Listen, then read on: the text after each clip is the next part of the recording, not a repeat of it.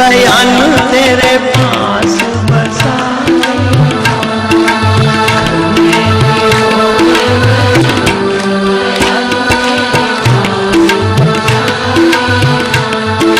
घर में नहीं होवे भजन, दयालु तेरे पास बसा।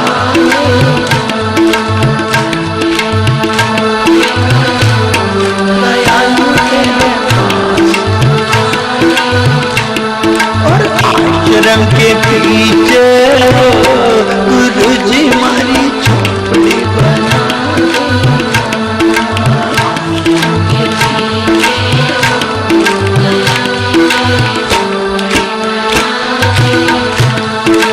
आश्रम के पीछे गुरु जी मारी झोपड़ी बना।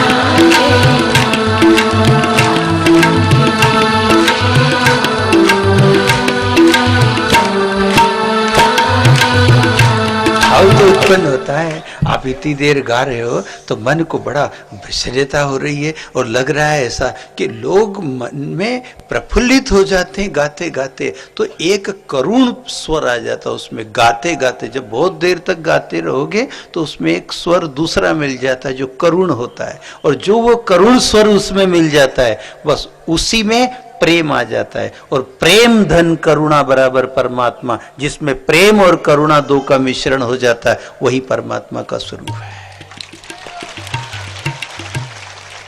प्रेम न हो तो भजन बेकार, और करुणा न हो तो प्रेम बेकार।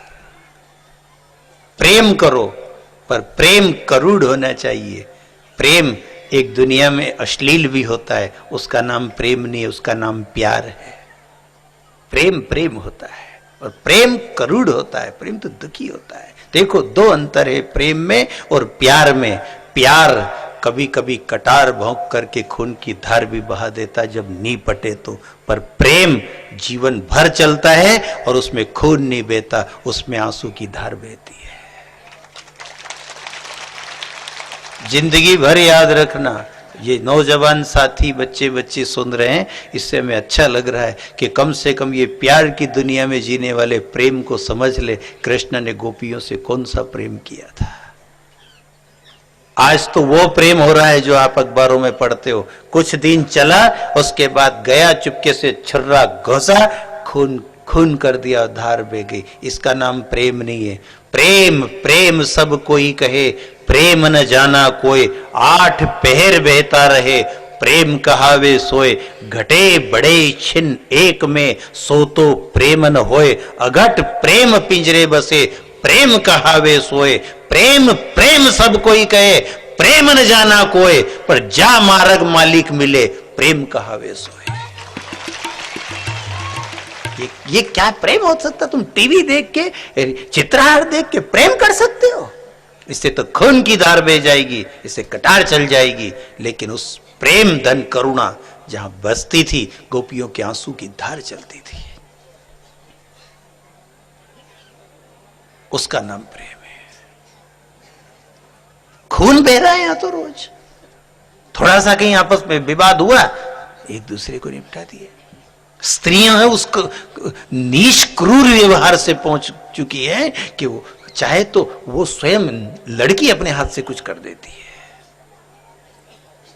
कितना कितना अपवित्र व्यवहार हो रहा है। जो नारी को कभी नहीं करना चाहिए वह काम भी आज सुन करके बड़ा आश्चर्य होता है कि वह काम भी नारी ने कर डाला है।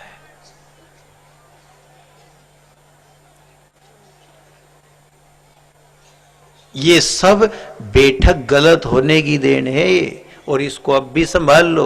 माँ बाप भी अच्छी तरह सुन लेना, बच्चे भी अच्छी तरह सुन लेना। अभी आपने संभाल लिया तो अभी तो और भी संभलने का समय है। और यदि नहीं संभाल सके हो और एक बार बिगड़ गया ये सारा का सारा माहौल, तो न तो सरकार से संभलेगा, न शंकराचार्य से संभलेगा, न सेना से संभलेगा।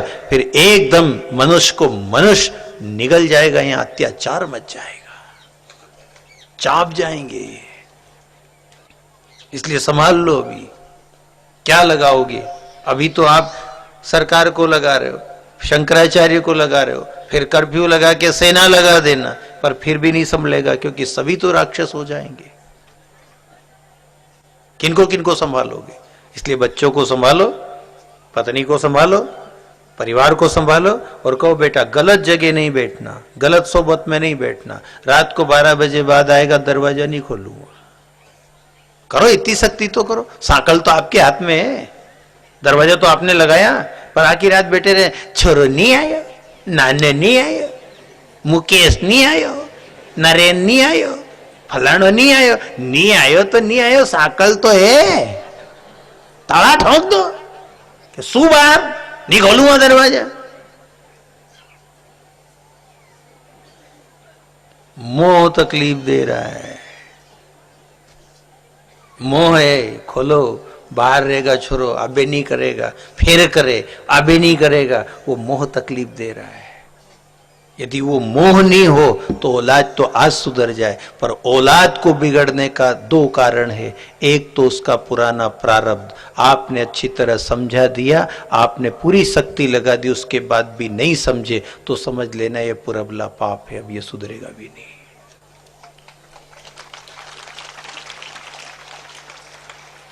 सुधार सको वहां तक पूरा सुधारो, उसके बाद ईश्वर के अर्पण कर दो।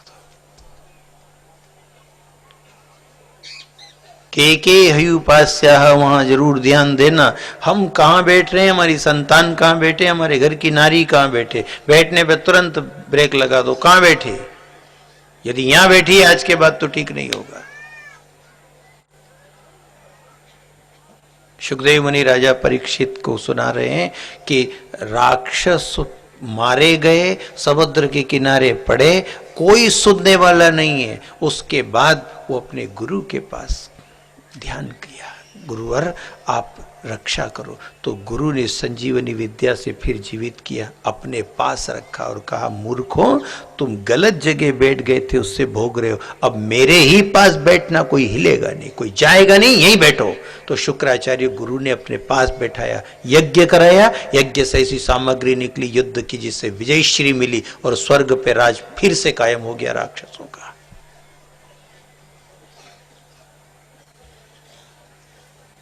ये ज्ञान क्यों नहीं आ रहा है? क्या बुद्धि भ्रष्ट हो गई लोगों की? दिख तो रहा है ईश्वर ने आंख दिए, ये अच्छा है ये बुरा है।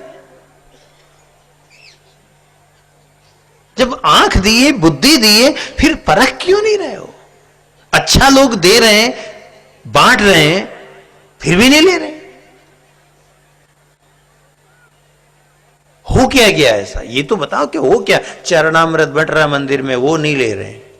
भगवान का पट खुल गया, चढ़ना मत लेने की क्या होता? भगवान से कुछ नहीं होता। दारू की दुकान पे खड़े, दरवाजा बंद है, हाथ घुसेड़ रहे हैं माए और ले रहे हैं उसमें से।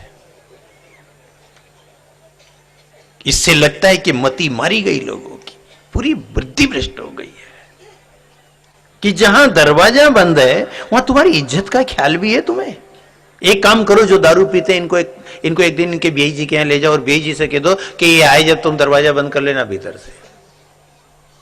और बीआई जी आए हैं, खबर मिल जाए तो उनसे कहना कौन? बीआई जी साहब पधारे हैं, आओ बैठ जाओ बाहर, ला रहा हूं मैं। फिर पानी का गिलास लाए और एक छोटा आड़िया हुए ऐसा ऐसा गुरुकुला अलमारी, उनमें से यूं हाथ लंबा कर दो कि लो साहब। तो बीआई सोचेगा कि क्यों साहब मेरे को बाहर से दे रहे हो, दरवाजा खोलो। नहीं, मैं पानी पिला रहा हूं, नहीं आपको पानी पी लो। रोटी का टाइम आएगा, मैं रोटी लंबी कर दूंगा, खा लेना। मैं अलमारी में से यूं हाथ करूंगा तो तुम ले लेना ना, खा लेना। तो इसको कितना बुरा लगेगा? कल्पना करना जितने लोग बैठे हो, एक दिन दारू कुट्टे बीआई को उसके बीआई के यहां ले जाओ और उससे कह दो दरवाजा बंद रखना, और आड़िया में से अलमारी में से यूं करना कि लो बेबी साहब रोटी खा लो, दाल ले लो, पानी पी लो, चाय पी लो, जाओ।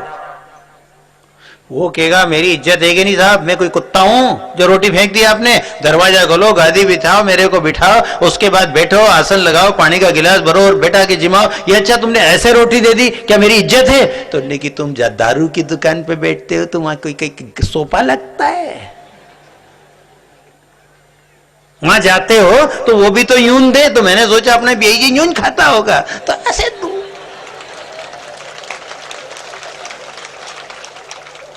है। इतने लोग सुन रहे, एक आध बार प्रयोग तो करना, हम दूसरी बार आएंगे तो बड़ा मजा आएगा। कभी तो कोई एक प्रयोग करके देखो कि चलो आपके बेजी ने बुलाया, यूं जबरदस्ती ले जाओ और उसको सिखा के रखना कि यूं दीजिए कुतरा के,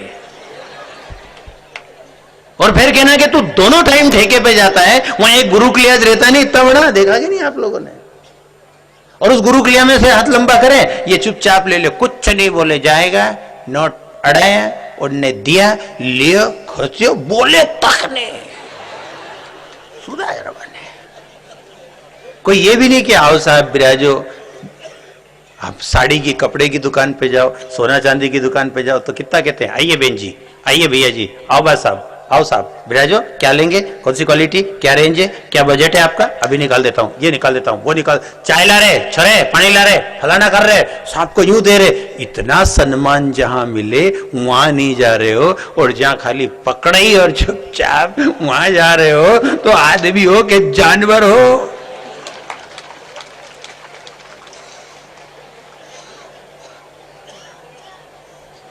भले कुछ भी भला बुरा लगेगा, पर हो सकता है इतनी भीड़ में दो एक को भी समझ में आ गई तो उसकी औरत तो आज ही सुखी हो जाएगी। परियां हीरा को भर गई राम कोई नहीं रे, तो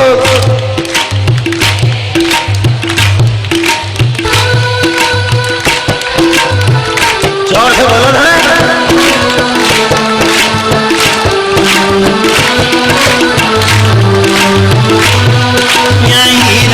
पर गयो राम कोई नहीं रे,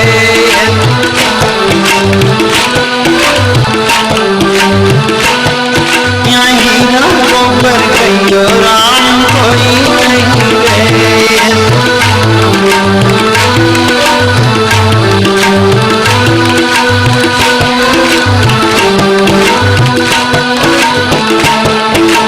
हीरा की पोटली ने सदगुरु मांड्यो